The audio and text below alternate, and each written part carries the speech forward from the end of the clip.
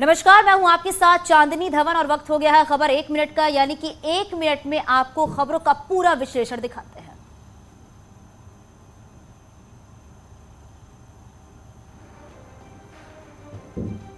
मंत्री और कांग्रेस नेता भूपेश बघेल और अन्य कार्यकर्ताओं के खिलाफ एफआईआर दर्ज हुई है। कोरोना गाइडलाइन का उल्लंघन होने की सूचना पर जिला निर्वाचन अधिकारी ने एडीसीपी नोएडा से एफआईआर दर्ज कराने को कहा। एफआईआर में कहा गया है कि गौतम बुद्ध नगर में धारा 144 लागू होने की वजह से एक जगह पर 5 या इससे ज्यादा लोग नहीं जुट सकते। धारा 144 के उल्लंघन और महामारी एक्ट समेत अन्य आईपीसी धाराओं के तहत एफआईआर दर्ज की गई है। छत्तीसगढ़ के मुख्यमंत्री भूपेश बघेल ने रविवार सुबह नोएडा सदर सीट पर घोषित प्रत्याशी पंखुड़ी पाठक के साथ डोर टू डोर प्रचार किया था। इस दौरान उन्होंने पार्टी कार्यकर्ताओं के साथ लोगों के घर घर जाकर उनसे कांग्रेस प्रत्याशी को वोट देने की अपील की थी।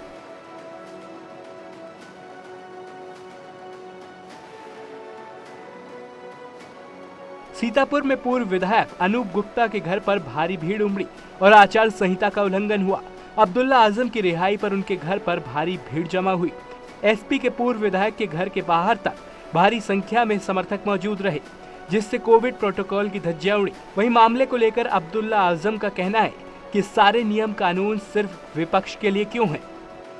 लोग इतना परेशान हैं, उनके साथ इतना अन्याय हुआ है, इस कदर बेरोजगारी है, इस कदर महंगाई है, इस कदर लॉ एंड ऑर्डर की सिचुएशन खराब है। ये चुनाव, ये किसी के कहने का चुनाव ही नहीं है। कहावत है ना कि डूबती हुई नाव में से सब भागते हैं। वहीं जौनपुर में एसपी विधायक लकी यादव पर केस दर्ज हुआ है। आदर्श आचार संहिता के उल्लंघन पर विधायक पर केस दर्ज किया गया। लकी यादव मल्हनी विधानसभा सीट से समाजवादी पार्टी के विधायक हैं।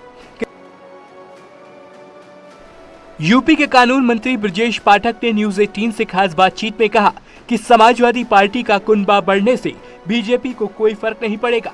उन्होंने वैक्सीन पर भ्रम फैलाने वाले अखिलेश यादव को अब खुद भी वैक्सीन लगवाने की सलाह दी। अखिलेश यादव ये कह करके क्या मैसेज देना चाहते हैं कि बीजेपी के लिए अब रास्ते बंद है? मतलब बहुत सारे लोगों को ले लिया है। दरअसल भारतीय जनता पार्टी अपने कार्यकर्ताओं के बलबूते पूरे 5 वर्ष जनता के साथ रह करके उसके सुख दुख में रह करके काम करती है।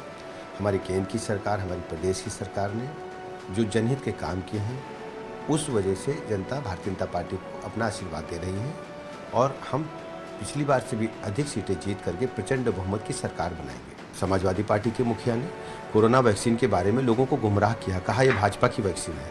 आज जबकि कोरोना वैक्सीन के कारण ही हम तीसरी लहर को नाकाम करने में सफल हो रहे हैं और उन्होंने नहीं लगवाई, उनके पिताजी ने जाकर के लगवा लिया और डिम्पल भाभी ने भी लगवा लिया, मुझे पता चला है। मैं तो भाभी जी से कहूँगा कि जाकर के चुप्पे से अपने पतिदेव को, अखिलेश जी को लगवा दें। इमरान मसूद 2 दिन लखनऊ रहने के बाद सहारनपुर लौट आए हैं। उनकी समाजवादी पार्टी के अध्यक्ष अखिलेश यादव से बात बिगड़ गई। इमरान मसूद बेहट से चुनाव लड़ना चाहते थे, लेकिन सूत्रों के अनुसार बेहट सीट से समाजवादी पार्टी ने उमर अली को उम्मीदवार बनाया है। अब मसूद के समर्थक चाहते हैं कि वो या तो बीएसपी से या फिर निर्दलीय चुनाव लड़े। जनता, सहारनपुर की जनता, पश्चिम उत्तर प्रदेश की जनता उनको ये जवाब देने का काम करेगी। कह सकते हैं कि अगर वो बीएसपी से चुनाव लड़ते हैं तो पश्चिम में यकीनी तौर पर इसका असर पड़ेगा। अखिलेश यादव जो है बिल्कुल पूरे तौर पर साफ हो जाएंगे। वहीं इमरान मसूद के साथ कांग्रेस छोड़कर एसपी में आए मसूद अख्तर ने भी वीडियो जारी किया। उन्होंने अखिलेश के साथ मीटिंग की पूरी कहानी बयां की। यादव जी ने हमें बुला करके हमसे बात की और ये आश्वासन दिया कि नहीं, आपका सम्मान रहेगा, सब ठीक रहेगा। पता लगा अचानक कि यहाँ पर समाजवादी पार्टी के कैंडिडेट तय कर दिए गए हैं। न्यूज 18 के साथ खास बातचीत में शिवपाल यादव ने साफ कहा कि उन्होंने अखिलेश को ही अपना नेता मान लिया है, इसलिए समाजवादी पार्टी के सिंबल पर ही उनके उम्मीदवार चुनाव लड़ेंगे। साथ ही डिजिटल प्रचार के लिए उन्होंने कहा कि बीजेपी को ये पहले से पता था, इसलिए उसने पहले से ही तैयारी कर रखी है। वहीं अपर्णा यादव को लेकर शिवपाल ने कहा कि उन्हें पार्टी में ही रहना चाहिए, पहले काम करें फिर कोई उम्मीद करें। हम लोगों ने तो तय कर लिया है, दोनों लोगों ने बैठ के अब मिलकर के ही 2022 का चुनाव लड़ना है और आगे भी मिलकर के ही अब रहना है और मिलकर के ही चुनाव लड़ना है 2022 का। और मैंने जब अखिलेश यादव को नेता ही मान लिया है तो सब चीज़ें अब ख़त्म हैं। जनता के बीच में भी अब रैली भी नहीं कर सकते हैं, चुनाव चिन्ह भी नहीं बता सकते हैं। तो मैंने तो अब साइकिल से ही चुनाव मुझे लड़ना है और सीखना पड़ेगा। एकदम सब नहीं मिलता है। बाराबंकी के काकरिया गांव में एसपी अध्यक्ष अखिलेश यादव और मुलायम सिंह यादव की फोटो भगवान विष्णु के साथ रखकर पूजा किए जाने का मामला तूल पकड़ रहा है। संत समाज ने मामले की घोर निंदा की है। संतों का कहना है कि यह सनातन परंपरा पर कुठाराघात है और इंसान की तुलना भगवान से नहीं की जा सकती। देवी देवताओं का अपमान बर्दाश्त नहीं किया जाएगा। स्वयं भक्त हैं और भगवान का मंदिर बनाना चाहते हैं और उनको मानने वाले लोग जब उनको ही विष्णु का अवतार मान रहे हैं, हमें लगता है उनके समर्थकों को अब अखिलेश जी से मांग करनी चाहिए कि हम लोग मथुरा में आपका और आपके पिताजी का मंदिर बनाएंगे। सरासर देवी देवताओं का अपमान है, क्योंकि अभी तक जो है कोई मानव रूप में आकर के इस तरीके से भगवान का अवतार धारण नहीं कर सकता है। परिवार कंस का परिवार तो हो सकता है, यदु परिवार नहीं हो सकता। भगवान कृष्ण यादव नहीं थे, यदु थे। यदुवंशीय क्षत्रिय, चंद्रवंशीय क्षत्रिय थे वो। भारतीय किसान यूनियन के राष्ट्रीय प्रवक्ता राकेश टिकैत प्रयागराज पहुंचे। यहाँ वो 3 दिवसीय किसानों से जुड़े चिंतन शिविर में विचार विमर्श करेंगे। शिविर में किसानों की समस्याएं और समाधान पर चर्चा होगी। टिकैत का संगम नगरी में जोरदार स्वागत हुआ। स्वागत करने शिवसेना के कार्यकर्ता भी पहुंचे। हालांकि गठबंधन से टिकैत ने इनकार किया। इसके साथ ही टिकैत ने कहा कि अगर एमएसपी पर कानून नहीं बनता तो फिर से आंदोलन किया जाएगा। उसी के लिए 13 महीने आंदोलन चला। ये एमएसपी पे गारंटी कानून नहीं बनेगा तो हम पूरे देश भर में इन इशू के लिए जाएंगे। कोई समर्थन नहीं मांगा। वे आए थे इसे आंदोलन की जीत पे। वहाँ के मुख्यमंत्री ने अपने एमपी को उनको भेजा था कि आप जाओ, उनका धन्यवाद कर कहो और ये कहा कि आप महाराष्ट्र में आओ तो जो हमारी पॉलिसी है उस पॉलिसी को भी आप देखो। उन्हें कोई पॉलिटिकल बात नहीं करी, ना उन्हें समर्थन मांगे। 13 जनवरी से कांग्रेस इलेक्शन कैंपेन कमेटी के चेयरमैन हरीश रावत से लेकर प्रीतम सिंह और गणेश कोदियाल दिल्ली में डेरा डाले हुए हैं। कई दौर की मीटिंगों के बाद भी कांग्रेस नेताओं में सहमति नहीं बन पा रही है। नतीजा हफ्ते भर पहले 45 सीटों पर सहमति बनने के कांग्रेस के दावे की हवा निकल गई है। अब बीजेपी कह रही है कांग्रेस डरी हुई है। कांग्रेस के जिस प्रकार का वक्तव्य, जिस प्रकार का बातचीत हो रही है और जिस प्रकार उनके अंदर एक ऐसा वातावरण है, तो कांग्रेस इस चुनाव में अपने आप को एक बाहर जैसा महसूस कर रही है। कांग्रेस का कहना है कि भगदड़ बीजेपी में मची हुई है, तभी तो अभी तक लिस्ट नहीं जारी कर पाई। जिसका 57 का बहुमत है उनको ये बताना चाहिए ना, वो क्यों नहीं घोषित कर रहे हैं, उनको कितने विधायकों का टिकट वो काट रहे हैं। सबसे बड़ा सवाल ये खड़ा हो रहा है। बहरहाल कांग्रेस और बीजेपी एक दूसरे की लिस्ट पर नजर बनाए हुए हैं, लेकिन असली जद्दोजहद तो टिकट बंटवारे के बाद से शुरू होगी, तो कहीं बगावत ना शुरू हो जाए। गाजियाबाद के लोनी से विधायक नंद किशोर गुज्जर को चुनाव आयोग ने नोटिस जारी किया है। नंद किशोर गुज्जर ने अली बजरंग बली को लेकर बयान दिया था। इसी विवादित बयान पर चुनाव आयोग ने नोटिस भेजा है।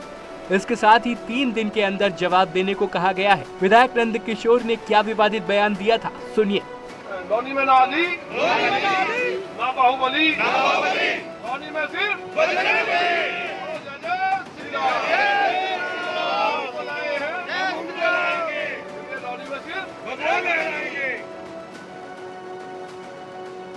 उत्तर प्रदेश में 24 घंटे में कोरोना के 17,185 नए मामले सामने आए। अब कुल एक्टिव केस की संख्या 1 लाख के पार हो गई। प्रदेश में स्कूल कॉलेजों को 23 जनवरी तक बंद रखने के आदेश दिए गए हैं। इससे पहले 16 जनवरी तक स्कूल कॉलेज बंद थे। वहीं बीते 5 दिन में कोरोना के 77 नए संक्रमित मिले हैं। अब नोएडा विधानसभा से बीजेपी उम्मीदवार पंकज सिंह कोरोना पॉजिटिव हो गए हैं। पंकज सिंह ने खुद इसकी जानकारी ट्विटर पर दी। अभी 1 दिन पहले ही बीजेपी ने उनका टिकट फाइनल किया है। वहीं उत्तराखंड में बीजेपी के नेता तीरथ सिंह रावत भी कोरोना पॉजिटिव हो गए हैं। उत्तराखंड की बात करें तो पिछले 24 घंटे में 2682 मामले सामने आए। चंपावत को छोड़कर पूरा राज्य कोरोना से प्रभावित है। कोरोना के मामले में देहरादून टॉप पर है। यहाँ 1331 नए मामले सामने आए। वहीं हरिद्वार में 351, ऊधम सिंह नगर में 281, नैनीताल में 188 और पौड़ी में 159 मामले सामने आए हैं। सीएम योगी आदित्यनाथ ने वैक्सीनेशन अभियान का 1 साल पूरा होने पर लखनऊ के केजीएमयू में कोविड वैक्सीनेशन सेंटर का निरीक्षण किया। इस दौरान सीएम योगी ने अधिकारियों से मुलाकात कर अभियान की जानकारी ली। साथ ही सीएम ने कोविड वार्ड का भी जायजा लिया। इस मौके पर सीएम ने कहा कि देश और प्रदेश में पीएम मोदी की अगुवाई में बेहतरीन कोविड प्रबंधन किया गया है। वैक्सीनेशन के बड़े लक्ष्य को भारत सरकार ने पूरा किया है और हम आभारी हैं आदरणीय प्रधानमंत्री जी के कि उन्होंने आज ही के दिन 1 वर्ष पहले 16 जनवरी 2021 को देश के अंदर दुनिया का सबसे बड़ा वैक्सीनेशन ड्राइव का एक अभियान प्रारंभ किया था। अब तक देश के अंदर 157 करोड़ लोगों को कोरोना वैक्सीन की डोजेज उपलब्ध कराई गई हैं। सीएम योगी ने समाजवादी पार्टी पर निशाना साधा। सीएम योगी ने कहा कि बीजेपी की पहली लिस्ट में हर तबके को प्रतिनिधित्व मिला है और एसपी ने पलायन के जिम्मेदारों को टिकट दिया है। कैराना में हिंदू व्यापारियों के पलायन के लिए जिम्मेदार लोगों को टिकट देना, मुजफ्फरनगर के दंगाइयों को टिकट देना, बुलंदशहर और अन्य लोनी में हिस्ट्री सीटर को, पेशेवर हिस्ट्री सीटर को और अपराधियों को टिकट देना, इस समाजवादी पार्टी और गठबंधन के चरित्र को उजागर कर देता है। वहीं दूसरी तरफ एसपी अध्यक्ष अखिलेश यादव ने भी प्रेस कॉन्फ्रेंस कर सीएम पर पलटवार किया और गोरखपुर से चुनाव लड़ने को लेकर तंज कसा। जो मुख्यमंत्री टिकट मांग रहा हो, उसके मन की टिकट न मिली हो, जिसे संतों ने और गुरुओं ने कहा हो कि अगर आ गए फैजाबाद तो विदाई कर देंगे, उनकी भारतीय जनता पार्टी ने विदाई कर दी गोरखपुर भेज करके। केंद्रीय मंत्री अनुराग ठाकुर ने कहा कि सपा में दंगा करने वाले शामिल होते हैं, वहीं बीजेपी में दंगा रोकने वालों को जगह मिलती है। उन्होंने कहा कि एसपी में सिर्फ जेल और बेल वालों को टिकट मिलता है।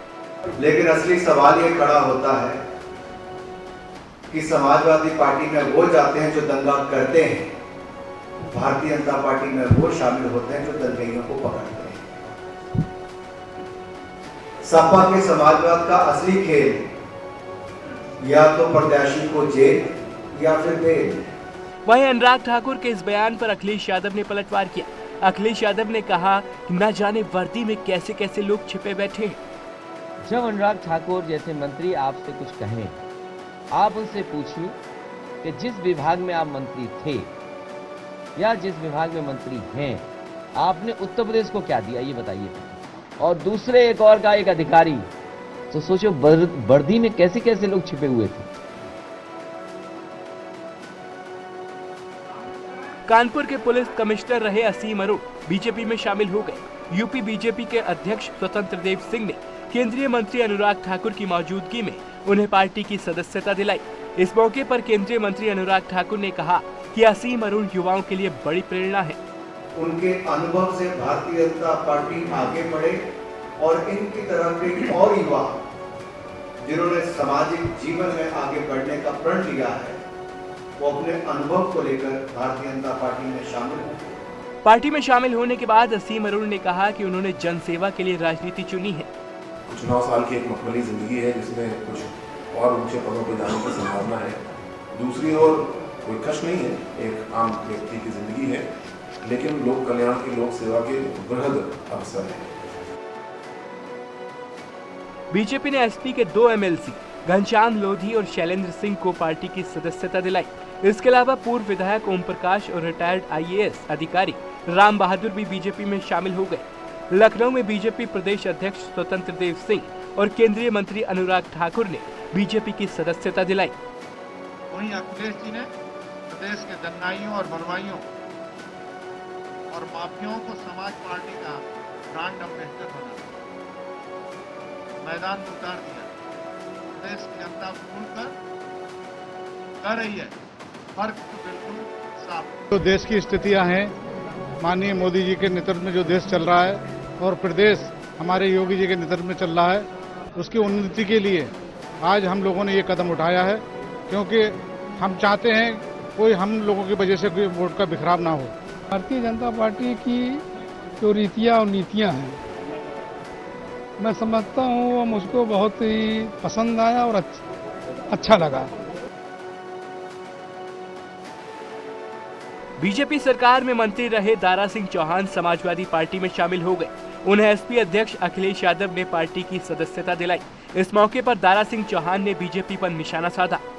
मैं इससे चला गया। जिस तरीके से 5 साल की भारतीय जनता पार्टी की सरकार में जो पिछड़े समाज के लोग, जिन्होंने पूरी शिद्दत के साथ, पूरे भरोसे के साथ भारतीय जनता पार्टी की सरकार बनाने में अहम रोल जिनका था, दलित समाज के लोग थे, नौजवान थे, किसान थे, आज सारे लोग पूरी तरीके से आहत हैं और लोगों को लगने लगा कि अब यहाँ न्याय नहीं मिलेगा, इंसाफ नहीं मिलेगा।